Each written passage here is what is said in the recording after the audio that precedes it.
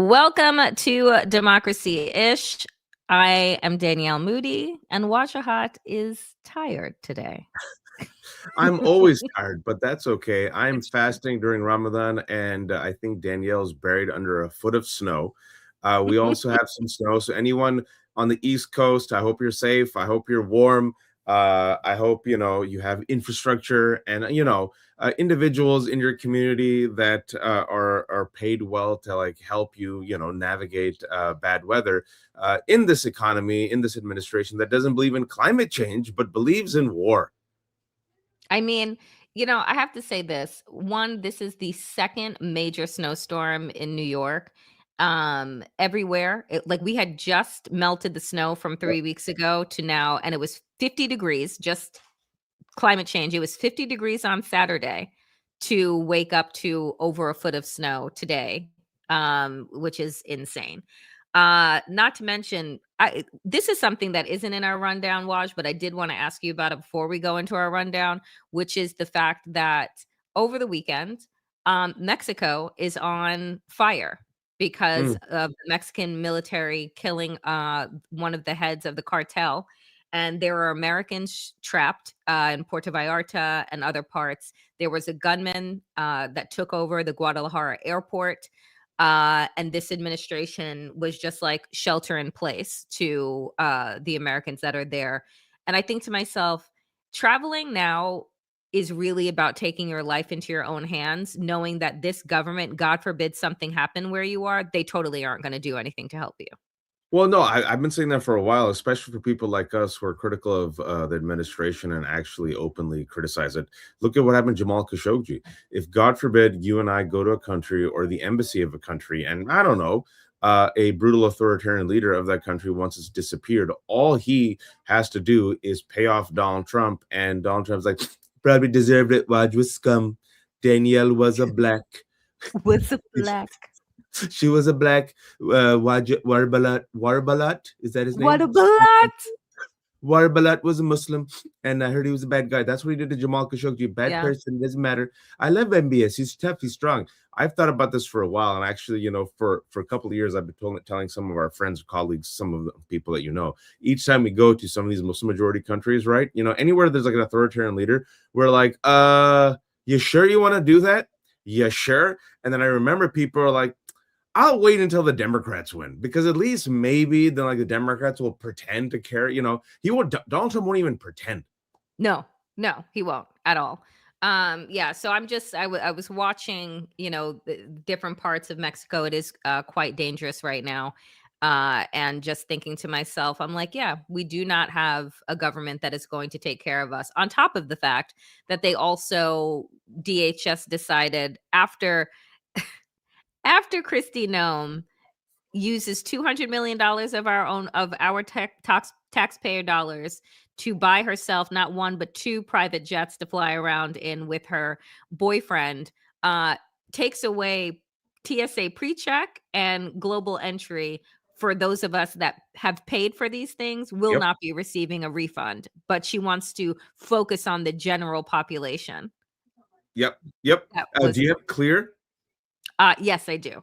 Yeah, so there you go. But I just paid for global entry so that I could come back in very easily when I'm traveling. And she's like, well, now that the Democrats have, cut down the funding, I guess we just have to just do this to save money. But I'm gonna spend a lot of your money to get another jet to cosplay with my lover. Oh, I'm sorry, my colleague Corey Lewandowski. Did her face move? Does her face still move? No, it's fighting against itself. You ever seen the movie Total Recall? I call her face Quado, that the mutant that comes out of the body and has its own sentient life form, but the face is actually smarter than the body, and I'm convinced the face is Mexican and hates her policies. Oh my God. Oh, that was good. That was good. Okay. And now we transition. We transition to other crazy shit that started happening over the weekend. So yet again, another Trump supporter goes to Mar-a-Lago armed and is shot dead by the security forces there. This man, I think he was 21 years old, Austin Tucker Martin. Uh, as folks are saying, he is a Christian Trump supporter and was absolutely disgusted with Trump's cover up of the Epstein files and then the crappy economy. And he went there looking for Donald Trump and with a shotgun. And so this is what is said. The armed man shot and killed by Secret Service agents outside of Mar-a-Lago had reportedly become increasingly obsessed with the Epstein files and was also a vocal Trump supporter. Austin Tucker Martin sent a text to a coworker on February 15th, 2026, obtained by TMZ that read, quote, "I don't know if you read up on the Epstein files, but evil is real and unmistakable." He added, the best people like you and I can do is use what little influence we have. Tell other people about what you hear about the Epstein files and what the government is doing about it. Raise awareness. Sources who worked with him at Pine Needles Lodge and Golf Club in North Carolina told TMZ he became fixated on the Epstein matter after the latest release of the Epstein files and was deeply disturbed by what he believed was a government cover up, often talking about powerful people, quote, getting away with it. Wash. Oh, it's like QAnon. Oh, but the opposite side of QAnon in this fact that Republicans for about a decade have deliberately nurtured what we assumed was a conspiracy theory that emerged from 4chan. And from the Epstein files, we know that Jeffrey Epstein wanted to meet the creator and the founder of 4chan, had actually a meeting with him. And from 4chan, which is on the internet, on the fringes of the internet, you got QAnon and you got all these other conspiracy theories, the replacement theory and Pizzagate. But what QAnon said was that it was a cabal of liberals and leftists and Trump critics who were devil worshipping pedophiles. And it was a conspiracy and it was run by the Jews. And the Jews were using people of color to replace white people. And QAnon, people always forget, radicalized Trumpers to violence. Ashley Babbitt was a QAnon nut. Vance Bolter, a name no one talks of because, oh yes, another Trump supporter who had a list of 60 to 70 liberals. He killed Melissa Hortman, her family, her dog, right? Massive Trump supporter who was pushed to the edge over QAnon. Now you're seeing it was probably a psyops campaign. I mean, I don't have proof of this. That's why I always want to put what's fact is fact and speculation. But my speculation, based on what we know, Danielle, is it's all projection all the time with Trumpers, right? Everything is projection. They every type of diss towards liberals is almost like a confession. Think about it. They were the ones, part and parcel, of a global conspiracy. Now they're the ones who are part of the cover-up. Who was mentioned more times than any other person? Who was mentioned more times than Jeffrey Epstein in the Epstein files? Donald Trump. And voila, are you surprised? By my count, this is the third white Trumper male who tried to kill him. The third.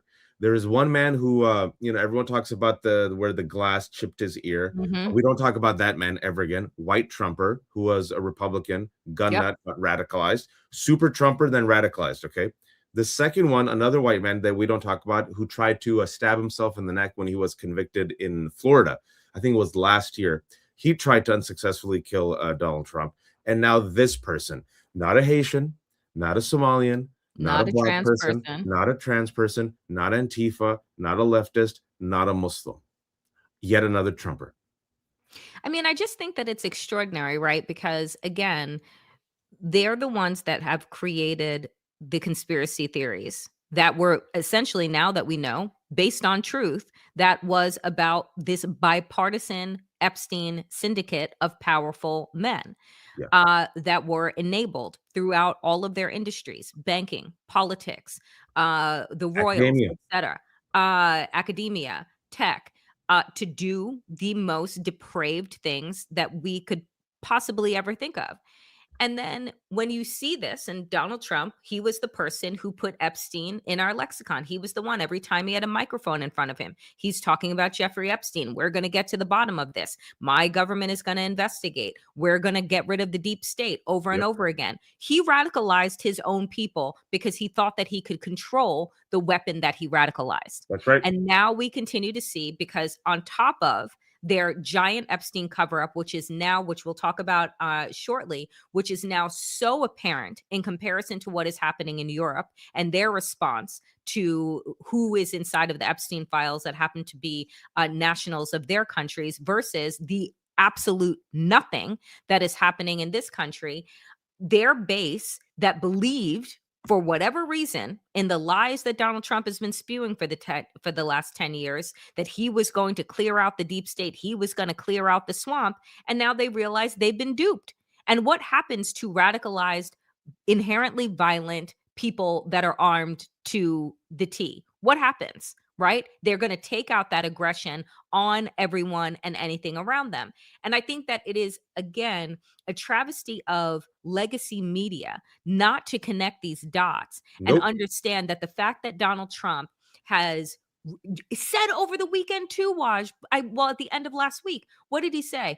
I can destroy the country if I Yep. want to. And that's not front page news.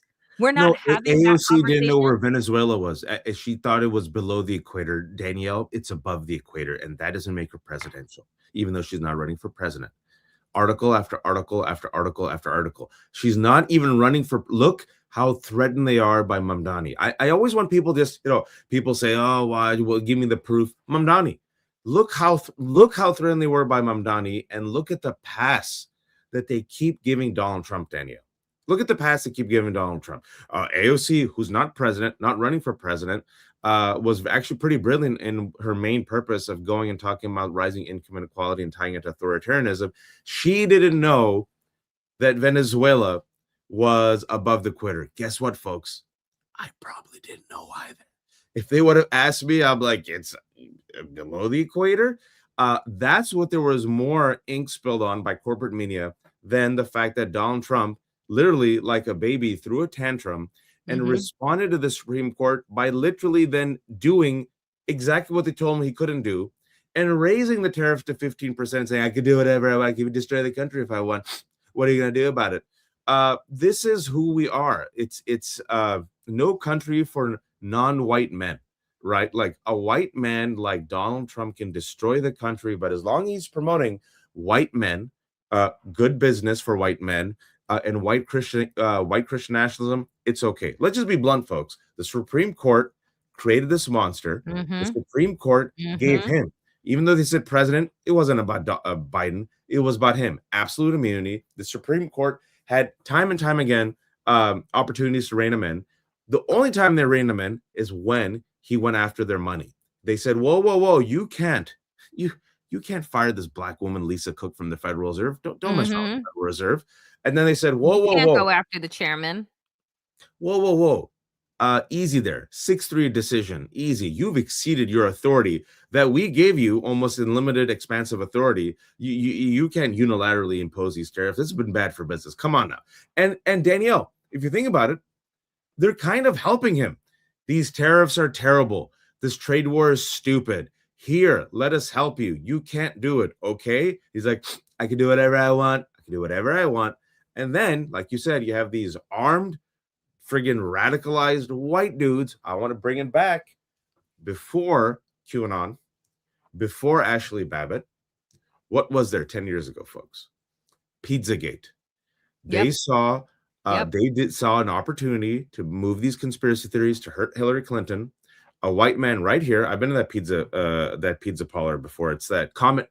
I think it's called Comet Ping Pong Pizza, right? Where there's also ping pong tables.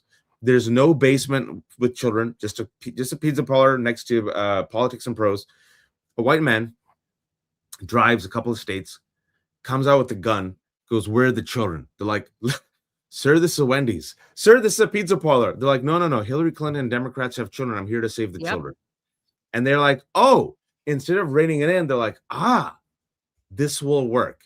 And now, Danielle, Frankenstein's monster. Just saying. I mean, it's just, again, it is so ridiculously irresponsible to not connect these dots, to not understand that the level of lies, the level of gaslighting, on top of the fact that Donald Trump is has not destroying the economy is destroyed, on top of our relations, reorganizing the order of who our allies are and who they aren't. And people are seeing that. They're not dumb, right? Like we continue to say that Americans have the memory of a gnat, but at the end of the day, you can tell, is my life better off this year than it was last year? Am I doing better, right? Since Donald Trump came in? No, I'm not. And we continue to say that if he had done the bare fucking minimum, That's which right. is hold on to Biden's economy, if he had done the bare minimum, guess what we wouldn't be talking about? We wouldn't be talking about ICE. We wouldn't be talking about his poll numbers in the sewer, because if people would be, look at my 401k. Look, I have a job. Everything else you can do. But it's like they can't manage. And I again, they can't manage to even do the bare minimum that would actually give them the support, because we all know that if the economy was good, Yeah. no one would care about anything else. They wouldn't be talking about the 5-year-olds that are in detention centers. They wouldn't be talking about the multiple people that have been murdered by ICE. They wouldn't be talking, right, about the fact that we're going to head into World War III as a distraction from all of the other things that are going on. They wouldn't continue to talk about Epstein. The economy's good, people would be going about their business. But they managed to fuck that over as well, right? And then they continue to lie about it. And on top of that, because I want to go into Epstein, Cash friggin' Patel, man. These people, like, again, they don't even care enough, Waj, to lie, like, to even pretend to do their jobs. They don't care enough to do that. So Cash Patel was recorded, folks, on Team USA's the hockey team, celebrating with them in the locker room when MS Now, formerly MSNBC, broke the story. Cash Patel's assistant had the audacity to say that this is the fourth public official event since Director Patel's arrival in Italy. And for those wondering, I have yet to receive any follow-ups from CBS or MSN Now who purposefully misled people to think Cash Patel was flying to Italy to hang out at the Olympics. Private jet, taxpayer dollars, $75,000, folks. I just want to, again, go back to the photo. There was a video, him, champagne, locker room, all on our dime. MS Now reports it. They blatantly lie and say there's no evidence of that. He's on official duty. Yeah, champagne showers, not an official duty. Definitely not. Every Desi kid growing up knew a Cash Patel. Every Desi kid knew growing up has a Cash Patel, unfortunately, in their circle. Let me tell you what a Cash Patel is. A Cash Patel is that Desi kid growing up who is deeply insecure, deeply nerdy. That insecurity and that nerdiness turns into self-loathing. Oh, that Cash Patel so desperately wants Chet to like him and invite him to the parties. That Cash Patel so desperately, and I mean desperately, wants Karen to look at his direction. Karen never looks at his direction. This dork gets dissed by white women again and again and again. All he wants to do is to be accepted. If he could burn his brown skin off and become white, he would. All right. These losers, I know a lot of Cash Patels. Just trust me. I did this tweet yesterday, and a whole bunch of South Asians are like, yep, these Cash Patels, right? They go to college and they find like the one white girl. It doesn't even matter if she's like a really good looking white girl, but they hate themselves so much that the whiteness is a currency that they would trade for, right? They could be like a 9 Indian girl, like out of 10, and like a 5 white girl. And they're like, oh, the 5. Run for the 5. Yeah. Oh, the 5. And then you see these broken ass men who get in positions of power, and all of them, Daniel, going back to your point, why is it so self-destructive? Because they're broken. They're self-destructive men. There's always a hole in them, right? Something to fill. So here's Cash Patel, folks. If you think I'm lying, think I'm being too mean. Cash Patel comes out, hey, Charlie Kirk. Hey, brother. I'll see you in Valhalla. And then we found out from the FBI, because the FBI sees this guy as a total loser, a cosplaying freak, a man who has zero FBI experience. He stayed in the plane and would not leave the plane for the photo op Until he until got a like nice the jacket. yeah, I like the big boys. I want a jacket too. So the FBI people, this is only reported by the FBI to mock him. This is the only. I'm telling you all, this is the only the reason why we have this information, because the FBI leaked this to mock him. They said that the only jacket that could fit Kash Patel was a medium female jacket. Now, someone says, "Watch, here's a medium female FBI jacket. It fits you." I don't care. I'd wear it. No one would matter. But because these men are so insecure and they've created a type of cosplay crusader mindset. If you think about it, the entire Trump administration, Yep, it's like a big cosplay convention. It's all of like it. Comic-Con. Yeah. They're all cosplaying all the time. So this guy, he gets that medium female's FBI jacket and he comes out. Remember, he goes, "Hey guys, hey Valhalla, I'll see you in Valhalla, Charlie Kirk." And people forget that the FBI, I always want to keep this data point. If Tyler Robinson, the Uh-huh. alleged shooter, if he was not convinced by his family member to turn himself in, folks, the day before, the FBI was flying blind. They were flying blind. They had nothing. Kash Patel had already removed the, wait for it, South Asian, the Pakistani American Muslim female who was the head of the FBI at that time for 20 plus years, who was extremely respected. They had removed her due to the anti-DI policies. So Mhm. Kash Patel, who has no experience, who is cosplaying like Kristi Noem and everyone else, came in there with his cosplay jacket, like, "Hey, hey, Charlie Kirk, I'll see you in Valhalla." And even him saying, "I'll see you in Valhalla," mother effer, you're never getting into Valhalla. You're No, brown. because it's You for and white yeah, men. you and Harmeet Dillon and Nikki Haley will be there, like, "Hi, is anyone there?" And there's like a rager happening, and then the guy will open up. He'll go like, "No one's here." He goes, "I see people there." No, you don't. I think Valhalla's down. I think it's at 7-Eleven, Cash. Sorry for my rant. I mean, I just it's a it is so deep because when you look at the people of color, right, that are in Trump world, they are all self-loathing, right? When you look, you can talk about the South Asians, and I'll talk about Scott, right, and his faceless run for president, right? Like, oh, don't look at me, I'm not really black. Like, here I am to be your lawn jockey. Like, in all honesty, that's Ooh. what yeah, I said it, because that's what these people, that's what they are, and they are just so happy to be accepted. Like, remember when Donald Trump was just like, "Oh, and you didn't even vote for Nikki Haley. She's from your state." And he goes, "I don't hate her, but I love you." And I mean, I don't hate her, but I love you, it and I was love so nauseating. my real heterosexual wife, female Who person who's next have to we me. seen her since? Have we seen her since he lost the part? Have we seen her since? All I have to say is yes, every group, every marginalized group has those people, right? And it's why you look and you see how did 10%, how did Latinos think that they were going to vote for Donald Trump and that they weren't going to end up in ICE detention? That's right. How do people think that they were going to wear the Blacks for Trump t-shirt and that, like, it wasn't going to come back to bite you? And now all of a sudden these people are saying, "Oh, it wasn't supposed to be us. We all came here the right way. It wasn't supposed to be us." And it was like, it was always going to be you. Always. It was always going to be you. Did you hear the story real quick? Speaking of that point, it's kind of gone viral where a man in Florida, a white man in Florida who's like a massive Trumper, his partner is a Cuban American female, but she wasn't a citizen. And ICE came and took her, and now he's just like they're sobbing. "Oh, I didn't know it'd be her. I made a mistake. I made a mistake. I didn't think they'd go after her." And people are like, "Wow, it's terrible." But eh.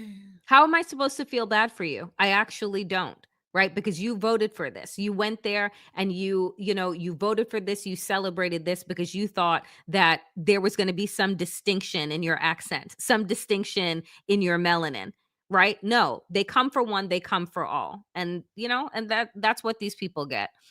Moving on, right? Because I think that this is, again, Nothing that's going to be investigated on our end. So we'll see what happens elsewhere. But the Eastern Well, it won't District. be investigated because Kash Patel is taking champagne showers with Team USA in Italy. That's why. Yeah. So the Eastern District of New York apparently was investing folks because look, we use the word alleged so that we don't get sued. But the fact is that we have been saying for how long now that when we talk about the death of Jeffrey Epstein, I always put it in quotations. We say, allegedly committed suicide. And it just so happens that everyone inside of that syndicate, if they are not around anymore, have all allegedly committed suicide. So here was some breaking news that the Eastern District of New York apparently was investigating Jeffrey Epstein's death as what? Murder. This is an email sent by an assistant U.S. attorney in the Eastern District of New York referencing an investigation into the murder of Jeffrey Epstein. The email was sent about a year after after Epstein's officially ruled suicide. Why does it say murder instead of suicide? So here it is blown up. Hi, redacted. I'm an AUSA in EDNY, and I'm working on an investigation into the death of an inmate at the Brooklyn MDC. The OCME told me that it signed a confidentiality agreement in connection with the investigation into the what? Murder Murder. of Jeffrey Epstein. We were hoping to extend a similar agreement, and I wanted to see if you could share the agreement or a boilerplate version of it. I'm happy to speak over the phone if that's easier. That's a U.S. attorney. Mm-hmm. That's a U.S. attorney. And then there's a couple things happening. That's not just some, journalist. That's not some crank. That's a U.S. attorney. That seems like an official email. Mm-hmm. He mentioned the word investigation. Mm-hmm. He seemed to have a source, and he said murder, because if it was just a suicide, well, we did the forensics. It's a suicide. It's done. Murder, folks. Danielle, you and I are not conspiracy theorists. We always try our best to separate fact from speculation. And especially with the Epstein files, which now with more that we know, you don't even need to be conspiratorial because it's kind of all out there. What we realized with the Epstein cabal is they didn't really hide anything, folks. No. It was all in the open. And that spidey sense, though, we always got that things were off. That spidey sense was validated. Now, how deep goes the well, we will find out. And most likely in the well, we will find the bodies of children, probably in Zorro Ranch. Because now the FBI and Pam Bondi aren't doing their investigation, but New Mexico, just a couple of days ago, last week, New Mexico announced they're launching the first ever investigation into Zorro Ranch. Zorro Ranch is one of the many properties where Jeffrey Epstein and his cabal of men allegedly trafficked and raped, and most likely killed girls. So in addition to doing an investigation, what they're searching for right now, folks, what they're searching for is bodies. They're searching for potential burial plots, right? And so when it comes to Epstein, Epstein's brother, Mark Epstein, has long said, after reviewing the body of Epstein, that the three broken bones, right? He did an independent autopsy, and they're like, yeah, this is not really congruent with people who kill themselves. Then, Danielle, this is fact. So that's fact number one. Fact number two, CBS, like 2 months ago, some reporters still doing it. Check this out, folks. It was pretty big. We talked about Danielle Moody. I think this should be bigger news. We found out that the forensic audit of the jail cell where Epstein was found dead via suicide, every type of rudimentary, elementary rookie mistake that could have been made in that forensic, if you will, autopsy was made. Stuff was misplaced. Stuff was mishandled. Things weren't labeled correctly. The two guards were not interviewed for 2 years. And then you go, camera was turned off. Guard happens to go on break. Somebody fell asleep. And just because, again, we're not tin hatters, but Waj, can you remind people for fact who visited Epstein 4 days before his death? Bilbao. And Bill Barr was in his current position as Attorney General. Okay. So the And attorney Bill Barr's father, can you tell him about Bill Barr's father? So Bill Barr's father, for whatever reason, I have an hires idea. I have a speculation about this after you say it. hires Jeffrey Epstein as a professor, right? At a Dalton. private school, right? Dalton, that he was working at. For the man has no degree as an educator. The qualification is what? That he then has access to high school girls. So there is a connection there because Jeffrey Epstein was connected to everyone. There are webs that go all the way around. But I mean, this is Scooby Doo shit. This is the things that we say. You visit him 4 days later, cameras go blank, people are off duty, and this man that had been on a suicide watch manages to have the materials in his cell to kill himself. With 3 broken bones in his neck that, according to one independent autopsy done by his brother, were far too violent and unusual for, a normal suicide via rope hanging. And then every type of mistake that could have been made when it comes to the autopsy, the forensic autopsy. And this is my speculation about Bill Barr. Bill Barr's father, Donald Barr, right, was the head of this really fancy school, the headmaster, Dalton.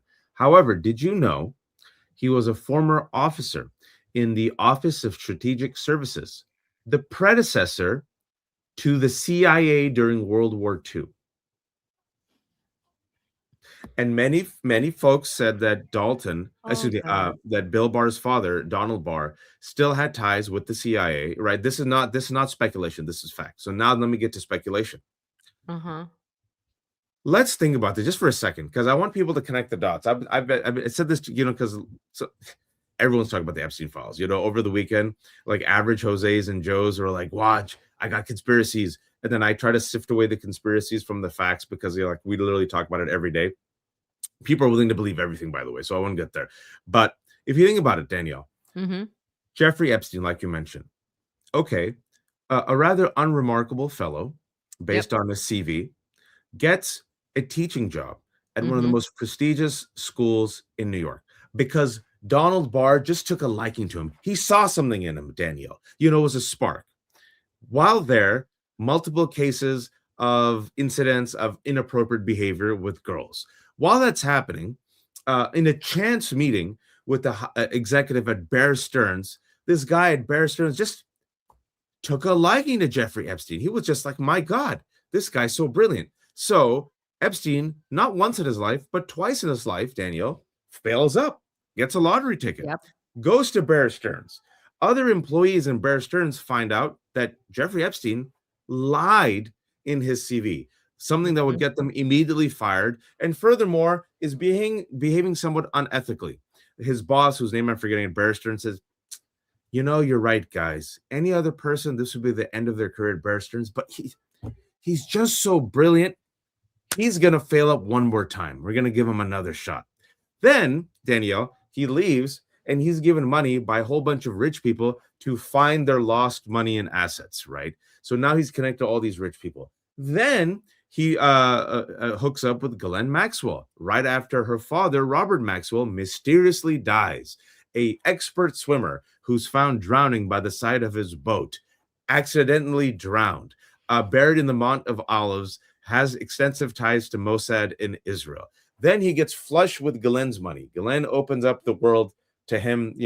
One of the people that, they open up to is Leslie Wexner, who just decides, like anyone does, to give him hundreds of millions of dollars and a townhouse. So if you think about it, he is just so charming, as you can tell from the emails, so brilliant. So charming, as you can tell from the emails. Yeah. He just fails up again and again. And all these people who are wealthy and powerful, who are professional spotters of BS, who would give no one else the time of day, just say, this guy, you know what? I have to help him. He's that brilliant. So, Danielle, my take on this, I think he was an asset, either a deliberate asset or cultivated as an asset way back in Dalton. I think they saw him as like a smooth talking pedophile that they can use to capture other people. And then I think I'm thinking it was probably CIA and Mossad, then unleashed them to the world. And then speaking on Mossad, have you guys noticed nobody in America talks about like Israel and Epstein? It's all about Oh Russia. no, it's all about All my friends were Russia. joking. They're like, Epstein was really close to the former prime minister of Israel, Ehud Barak, and Ehud Barak stayed in his home. And we have audio clips. This proves Russia. Anyway, what do you think, Danielle, about my I little take? think that the entire layout, I know it's your speculation, but it is obvious. It is obvious that this man was cultivated, groomed as an asset for multiple countries. It is obvious that people knew and helped cover up the fact that he was a pedophile. You know, they just saw that as like it's like being a smoker to them. Yeah. It's just a trait that we can kind of overlook because he's just so important that we'll let that slide. The abuse and rape and torture and possible murder of young girls. Also, that we can get intel on these different people. And again, why were people giving a man that does not have the acumen as some financial genius access to your hundreds of millions of dollars? Why is this the person that you're handing over your worth to? And it is because I'm pretty sure he had blackmail on all of them. Why? Because he had cameras in his fucking home that was installed by Israel, confirmed in all of these emails, right? Dropside did a really good piece a couple of days ago. So you look at all of this and like, yes, when you kind of pull back, does it seem tin hatish? But all of the emails are proving exactly what we all thought. And so the question then becomes when you go back to, and I want to pull it up again if I can find it. When you go back to this and it says connection with the investigation into the murder of Jeffrey Epstein. The question is, which government wanted him gone, right? Because now you know that his hands were literally everywhere. Who did he become an increased liability for? That's really the question. Or, you know, and this is now I'll put on a tin hat to the side because what people are all talking about on social media is we don't actually believe that he's dead, which is what people keep saying over and over again, right? Like, isn't it all very convenient? It's Because again, you're trying to pin this entire syndicate on one person who conveniently is dead. So therefore the FBI and Trump, they're like, we don't need to investigate. Ghislaine's in prison. Epstein is dead. Poof.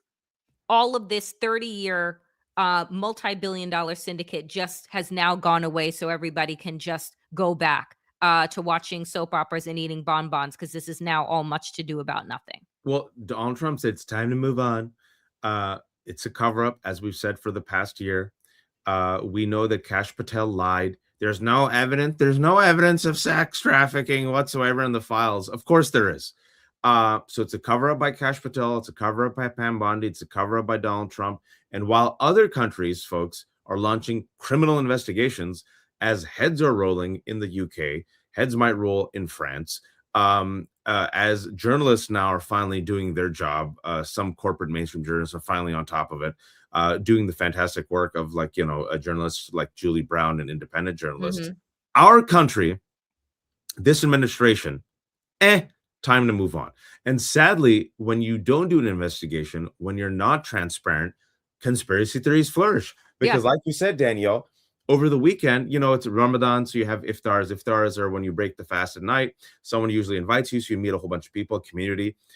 I'm telling y'all, I'm sure you have this in your communities also, Danielle. Everyone's talking about it. And really smart, educated people are saying some of the most outlandish things to me, but they're like, I don't believe anything. Like, I think he might be alive. Is he alive, Raj?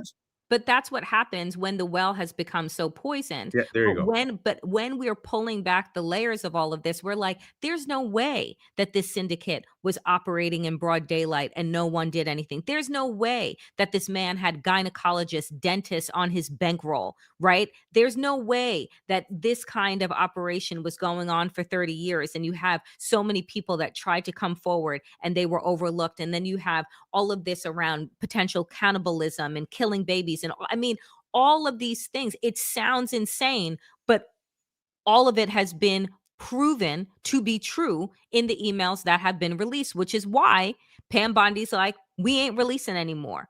And this is what I say, Waj, if what we have seen, right, is as depraved and awful as it is, can you imagine what they don't want us to see? Because that's what is terrifying to me, is that what they have allowed us to see is despicable. So what is it that they're actually holding back, which I think is potentially, again, allegedly, the videos and photographs that implicate Donald Trump without beyond a reasonable doubt. I want to play this clip, which was Mark Epstein. This is Jeffrey Epstein's brother with Don Lemon. And then, of course, it won't play. 1 second, folks. Always a technical glitch. And also, folks, look at the, there's more investigation now. Wall Street Journal just reported that France, Paris specifically, is investigating into Epstein, both money laundering and criminal investigation when it comes to sex trafficking. Also, they're covering up for. Right? Where's the cover up? That's what I'm asking you. Who are they covering up for? Patel killed him, and I don't think Bill Barr killed him. So who are they protecting? That's the question. Who is it? Well, I don't speculate, but you could speculate. Who do you think? Out of all the people that might want to see Jeffrey dead, supposedly there's a long list, how many would have the ability to have this orchestrated and have the DOJ cover it up? That's a much smaller list. That's a much smaller list. Do you think Donald Trump had something to do with it? I wouldn't be surprised if he did.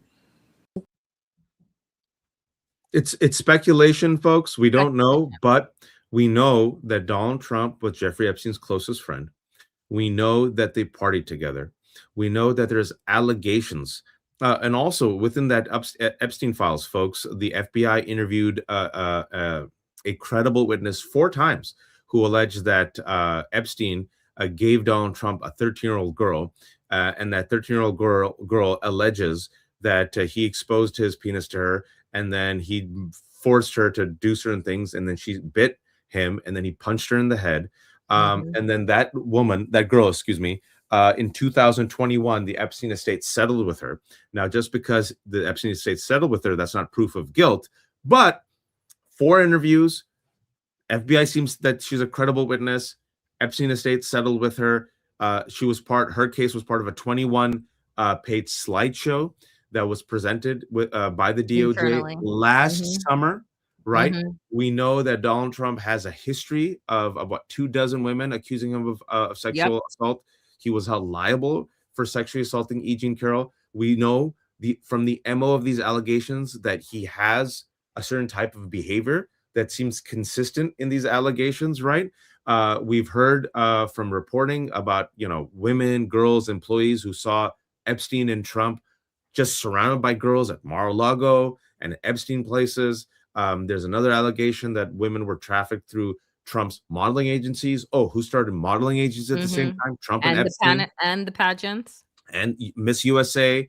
There are, I think, at least 4 girls who said that Donald Trump, as a grown man in his 50s, went in their dressing room while they were changing and thought it was creepy. So I'm just saying the person who was in charge, the president of the United States, when Epstein was arrested, Donald Trump, 2019. Right. And his attorney general, Bill Barr, visits Epstein, and Jeffrey Epstein then dies. Interestingly enough, his brother says allegedly he was not suicidal. And now we've seen, folks, if I may, Ghislaine Maxwell, because I think she kind of falls under the radar. Danielle, can you please explain to me why Ghislaine Maxwell was given a special transfer given to nobody else with her status? and is getting special treatment in Texas. Can somebody please explain that to me? I mean, I'm assuming because Todd Blanche, Deputy Attorney General, sat down with her. My speculation is that she was like, "Get me out of here. Otherwise, I'm going to talk." And he said, "Can't do that. But what I can do for you is move you to a minimum security place, give you a puppy and some good food that can be flown in for you until we can figure this whole thing out. And if they haul you before Congress, just make sure to take the fifth." Okay. Okay. Everyone on the same page? Got it. And then again, who was the person that sat down on the Sunday shows 2 weeks ago and said, it's not a crime to party with Jeffrey Epstein? Maybe unseemly, but not a crime. Todd And Blanche. who reminded us that it actually is a crime?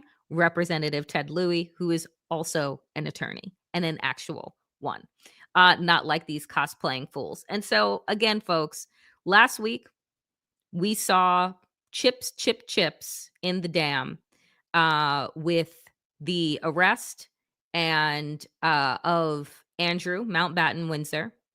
We saw an investigation into Mandelson, the former U.S. ambassador from the UK.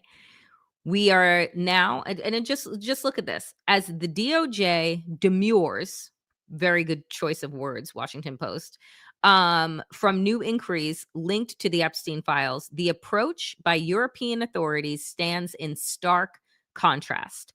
Governments across the pond are promising to hold the wealthy, powerful, and politically connected to account. And I think that through those investigations, we are going to learn a lot more about who, what, where, and when. Breaking news. Yes. Pete Mandelson just arrested amid probe into Epstein 4 minutes ago. UK's ex-ambassador to the US arrested. Wow, that was like 20 minutes ago, excuse me. Whoa. 20 minutes ago, Mandelson arrested. Folks, you think we cray? We ain't cray. Wow, give me a second. Mm-hmm. Pete Mandelson, the former UK ambassador to the US, was arrested on suspicion of misconduct in public office. Quote, officers have arrested a 70-year-old man who was arrested at an address in Camden and has been taken to the London police station for the interview. The police have confirmed that the arrest followed search warrants at 2 addresses in the Wiltshire and Camden areas. The statement did not name the former ambassador. Police opened a criminal investigation into Mandelson earlier this month after allegations stemmed from the U.S. Department of Justice's. Oh, it's so infuriating. Other countries are following up from our file release. From the Department of Justice's January 30th with the release related to Epstein. Once a prominent figure in the UK's ruling Labour Party, Mandelson was sacked as ambassador in September, just months after his appointment, following disclosures from a former batch of Epstein files that showed his relationship with financier extended beyond what he had previously disclosed. A series of emails show that Mandelson had maintained communication with Epstein after the arrest and conviction in 2008. And furthermore, folks, in addition to lying about the extent of his relationship, what they were investigating in the criminal investigation was alleged sensitive information that Mandelson just happened to give Epstein. Because again, that is also the reason why Andrew was picked up. So here is the thing, and this is why, and it is not to minimize at all the pedophilia, the rape, the torture, the murder. Why are these men, Mandelson and Andrew, being picked up now? It actually isn't with regard to the depravity of their behavior. It is because they were also sharing sensitive information about their governments with Jeffrey Epstein. Yep. And the reason is why? Why is that? Why? Why? Because he had shit on them. And it was like, give me what it is that I need. So what is this country doing in the meantime while we are getting ready to see Wag the Dog in real life, folks, because Donald Trump probably this week, maybe next week. Tomorrow. Oh, tomorrow. He's going to start World War III. Most likely. That's what the rumors are saying internally, that tomorrow. So here is the thing. Last year, what did Donald Trump do? He decided to do what? bomb the nuclear facilities in Iran. Donald Trump gets on national television and says that he has what?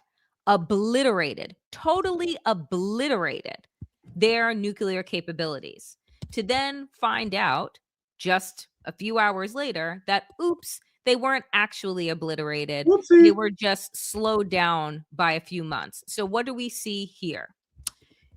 Last year, Trump said Iran's nuclear program was totally obliterated. Now, Witkoff says Iran is a week away from having the material for a nuke. The only way to square that circle is that they are totally full of shit and marching us into another war based on lies.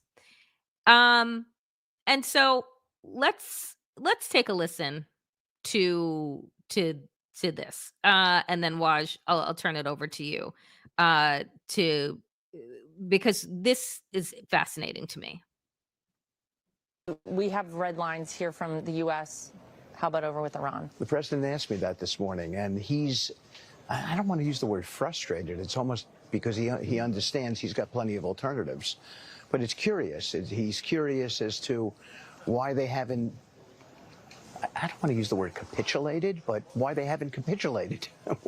Why under this sort of pressure, with the amount of sea power, naval power that we have over there, why they haven't come to us and said, we profess that we don't want a weapon, so here's what we're prepared to do. And yet it's hard to sort of get them to that place. Well, there's that. Steve Witkoff and his family need to be investigated. Steve Witkoff and his family have made billions of dollars off of crypto. Steve Witkoff and his family, Steve Witkoff and Jared Kushner, remember that? They were sent to do these negotiations. For some strange reason, Jared Kushner is there in Ukraine and Russia and with Iran. Steve Witkoff and Jared Kushner pretty much went to Iran and said, capitulate or else. And Iran's like, go F yourself. Yep. Donald Trump blew up the Obama U.S.-Iran deal that actually lowered tensions and brought Iran to the table through diplomacy. After blowing it up, because going back full circle, they make everything worse. Now he wants, and the war hawks and the white Christian nationalists and the Israel first type of psychopaths just want the regime gone by any means necessary. I want you to remember that Benjamin Netanyahu came to the United States. Remember that during that pathetic display where America was lied to. Colin Powell sat there and like shake the vial and said, we have to strike weapons of mass destruction, mobile laboratories. Guess who was there making the case to expand the war from Afghanistan and Iraq to Iran? Benjamin Netanyahu. So this has been their dream, their fever dream for decades, right? What's going to happen is they are going to engage in a war, and America is going to be effed, because this is going to spill over, folks. Before we get to this amazing interview done by a racist, because even this is America, even a broken clock is right twice a day now. A white trash clock like Marjorie Taylor Greene, who's terrible. You're like, all right, she's horrid, but makes a good point on Epstein. This is where we are, folks. I just want to let people know, for those who don't follow, about 85% of Muslim communities are Sunni. I'm Sunni. About 15% are Shia. Iran is Shia, majority Shia, run by the jurists, okay, the Vilayat-e-Faqih. When it comes to the authoritarian regime, yes. But in addition to the politics, there is a, if you will, a massive religious component where the guardianship of the jurists, the Vilayat-e-Faqih, for many Shias around the world, they see to them as like a type of religious, like the imam, right? The religious center, the religious leaders. So think about this, folks. It's not just removing an oppressive political regime. Right. What you're doing is toppling people's religious leaders. What does that do? There are Shias all around the world. So now you inflame, if you will, rightfully so, right? A bunch of Shias like, whoa, whoa, whoa, we might not like them, but it's kind of a weird situation where, you know, we kind of follow them for religious guidance.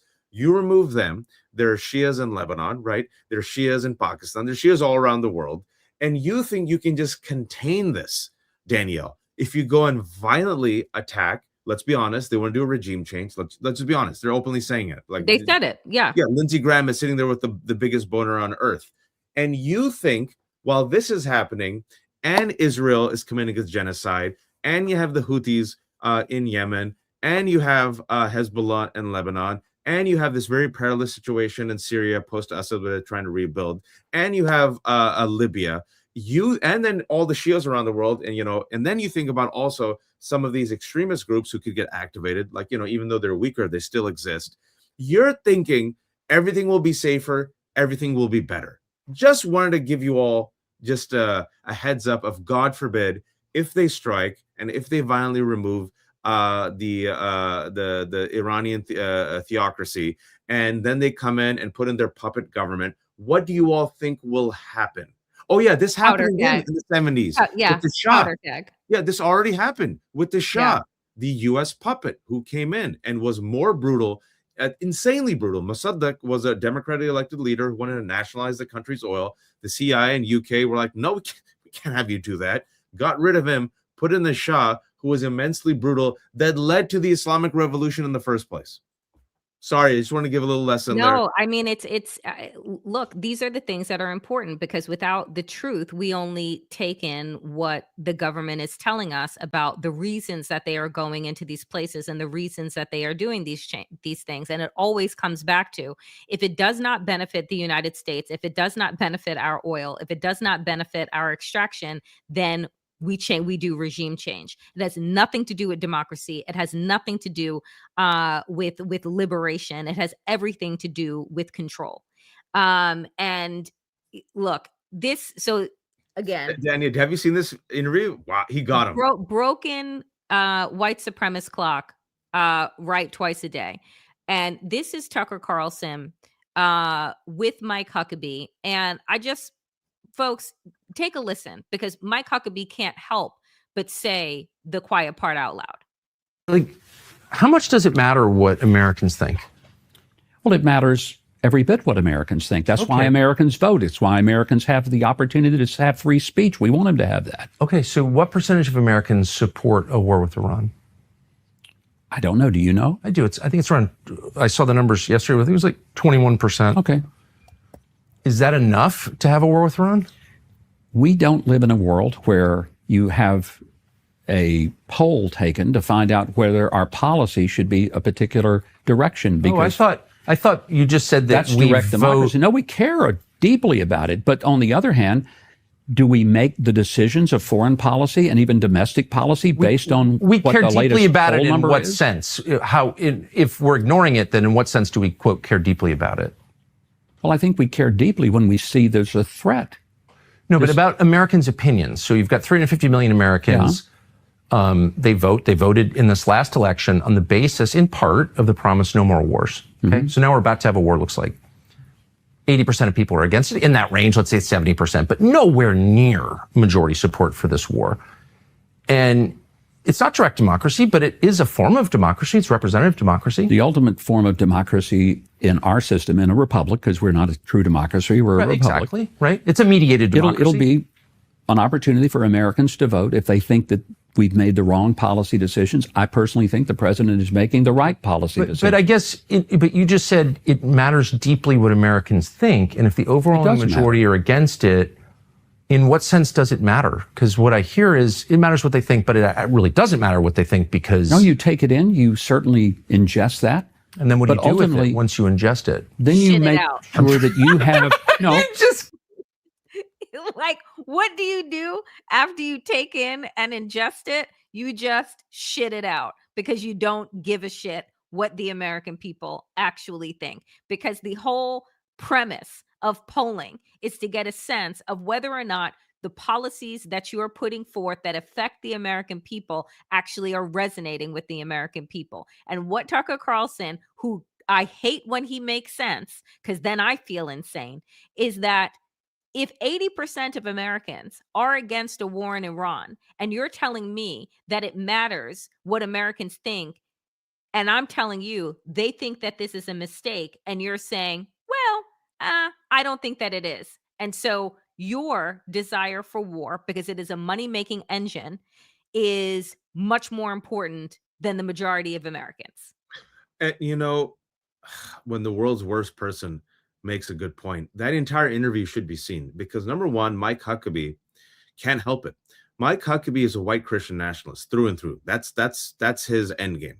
Mike Huckabee, as a white Christian nationalist, reveals his end game without any subtlety in a government position as a U.S. ambassador to Israel. We're going to talk about it, but what Mike Huckabee said is essentially, oh yeah, they should get everything. Look, because again, this is incredibly important, folks. And Mike Huckabee basically said that he believes that Israel should take over the entire Middle East. He said that it would be fine for Israel to take over the Middle East. And then 14 countries issued plus the OIC. Plus the OIC issued a statement in part saying, and I'll just read the bottom and then throw it back to you, Waj. They affirm their country's categorically rejection of such dangerous and inflammatory remarks, which constitute a flagrant violation of the principles of international law and the Charter of the United Nations, and pose a grave threat to the security and stability of the region. The ministries stress that these statements directly contradict the vision put forward by Donald Trump, as well as the comprehensive plan to end the Gaza conflict, which are based on containing escalation and creating a political horizon for a comprehensive settlement that ensures that Palestinian people have their own independent state. And so the audacity of Mike Huckabee to say that he believes this homicidal, genocidal, murderous fucking country of Israel should be in charge of the Middle East is insane. You know what? That is the mindset of white Christian nationalists. The largest Zionist group in America does not belong to any Jewish American organization. It's Christians United for Israel, CUFI, in Texas. And Pastor Hagee is the leader of it. And every year they get, like, if you will, a televised or video address by Benjamin Netanyahu. Netanyahu has long realized that his strongest base in America is not liberals or young Jews. It's these white Christian nationalists. One of the three major forces in the Trump administration, it's the white nationalists represented by Stephen Miller, the white fascist bro-oligarchs, Elon Musk, Peter Thiel, and Russell Vought, the co-author of Project 2025, a white Christian nationalist. The reason why they're so blunt about it, folks, is there's no need to hide it anymore. They're just telling you. Their end game is the following, for those who don't know. They believe Jews must control Jerusalem as a necessary precondition for the second coming of Jesus. Once Jesus comes back, the first group that he kills, Jews and Muslims. But they believe to them it's just a game. So the Jews are a pawn in a game for them to bring about the rapture. And as far as, many of the Israelis and hardcore Zionists, they say, we don't believe this crap. Okay, we'll go ahead with the cynical, ridiculous relationship because it gets us what we want. Full control, river to the sea. And apparently for Mike Huckabee, everything, the entire Middle East. And I want to ask you this, Danielle, because the world's worst person, like you said, made good points. Tucker, with two interviews now, Ted Cruz, remember that Ted Cruz interview over Israel, and Mike Huckabee. Mehdi made this point, and I agreed with him. If you just do your job as a journalist and do a few tough questions and follow-ups, the world sees that this is completely untenable. They fall apart because there's no way to reconcile it. So why is it, and then I tweeted this, why is it that Tucker asks these questions, but Democrats don't and corporate media don't? It is a reflection of how corporate media in America and Democrats have failed when Tucker is asking these logical questions about our support for Israel, unconditional support, bombing Iran without any, and with follow-ups. And you see Mike Huckabee literally melt down in real time. Why is it that Tucker does it and not our corporate media? Danielle. Because he's not bought and paid for by the same corporations. He's not also bought and paid for by AIPAC, right? Because that is what we are understanding, that AIPAC is as dangerous a lobby as the NRA, right? When it comes to their unequivocal support of Israel. And it is insane. And I know that we're at time, but I just want to I want to put this up because when we're talking about the potential of World War III, when we're talking about this powder keg that is the Middle East, and why is the Middle East a powder keg? Because of the extraction, the moving around, the regime changes that the United States and European nations have done for their own benefits. It's like you don't really give a fuck about what is happening on the ground with these people because anytime, and this is the same thing, I had this conversation last week with regard to independent nations in Africa, on the continent of Africa, is that anytime there were leaders that would come in and want to promote nationalism, want to create restrictions on who could extract their resources, who could buy homes, who could buy land. Guess what happened to those duly democratically elected African presidents and leaders? They would be murdered, right? They would be murdered because they wanted to keep their resources for themselves and build up their own countries. And that cannot happen because if that happens, then guess who falls? Europe, right? And the United States that has been raping and pillaging, saying that the colonizer is done and colonialism is done, but it's not. It has just reformulated itself. And so when you come here and you look at these Democrats, right, who are totally on board with going to war with Iran. And what do we know about Jared Moskowitz and Josh Gottheimer is that they take a boatload of fucking money from AIPAC. So again, this always comes back to, they're like, what a shock that two AIPAC darlings are eager to spend billions of U.S. taxpayer dollars and endanger thousands of American service members along with millions of civilians in a regime change war on Iran, a country nearly 4 times the size of Iraq and with twice the population. And that's from Dylan. Dylan, I think, was formerly of J Street and has become much more radical against many of his colleagues that he used to work with. He's like been trying to sound the alarm. And speaking about folks, and I think we have to mention this before we leave, why we talk about this. Everyone says, oh, Waj, Danielle, there's more important things than Israel, Palestine. Waj and Danielle, oh, you guys always whining and complaining and hurting the Democrats. And what we said for years, if anyone watches the Democracy-ish show, is you can't ignore Israel, Palestine. You can't ignore Gaza. Democrats, you can't ignore this because especially in the past 2.5 years, we have now seen the emergence of what I call the Gaza generation. Young people around the world have become radicalized by genocide they've seen streamed on their phones. Yep. And that genocide cannot take place, and Israel cannot continue its genocide without U.S. support. So in a way, we are complicit. And because we're complicit, we as Americans actually have a responsibility and actually have the means to hold Israel accountable, to not send them aids, right? To punish our politicians who are aiding in this. President Biden was able to evolve and adapt on the economy. When it came to ideology, he's stuck in the 70s. What we found out now, folks, over the past 2 years, is that the Biden administration had no red lines over Gaza. It was green light, and it was Biden, it was Kirby, it was McGurk, it was Sullivan, and it was Blinken. This type of tight nucleus in the administration, where even Cal Penn came out last week and talking to Hassan Minhaj, said like you cannot reach them. People within the Biden administration resigned over this, folks, right? Mm-hmm. Now, what did we say? This will be bad. It isn't just the Arabs and the Muslims and the Palestinians who are pissed off. Democratic voters are pissed off. Help us help you. For the love of God, stop this. What did Kamala Harris do? No daylight, kid. Didn't break away from Biden on this. Then we said the bar is so low. Mm-hmm. Just have a Palestinian speaker on stage at the DNC. What did the Democrats say? Shut up. Mm-hmm. Shut your mouth. Then the YouGov poll came out.